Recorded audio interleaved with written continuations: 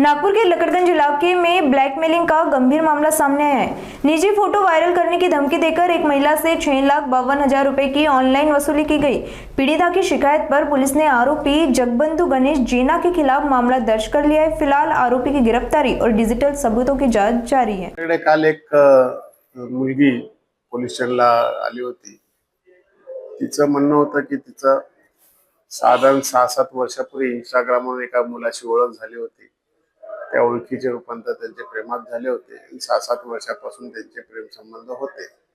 परंतु गेल्या वर्षी ह्या मुलीचं लग्न ठरल्यानंतर प्रथमतः त्या मुलाने त्याला संमती दिली, परंतु नंतर कालांतराने तो तिला धमकावू लागला की मला पैसे दे, नाहीतर मी हे ते आपलं प्रेम प्रकरण तुझ्या नवऱ्याला सांगेन। यावरून तिने साधारण 6-1 लाख रुपये त्याने तिला त्या आरोपीला खंडणी स्वरूपात ऑनलाईन आणि वेगवेगळ्या ट्रान्झॅक्शनद्वारे त्याला दिलेले आहेत। लग्न झाल्यानंतर देखील तो त्यानंतर शांत होता, पण साधारण पुन्हा आता 1 महिन्यापासून तो पुन्हा तिच्या संपर्क करू लागला। तिच्याकडे पैशाची मागणी करू लागला।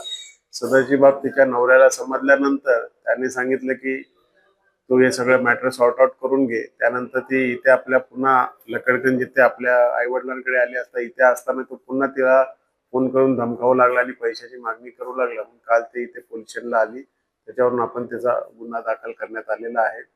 सदर गुन्ह्याचा तपास PSI भंडारे करत असून आरोपीचा शोध, आरोपी हा स्थानिक नसून हैदराबाद येथील आहे, तर त्याचा शोध घेणे सुरू आहे।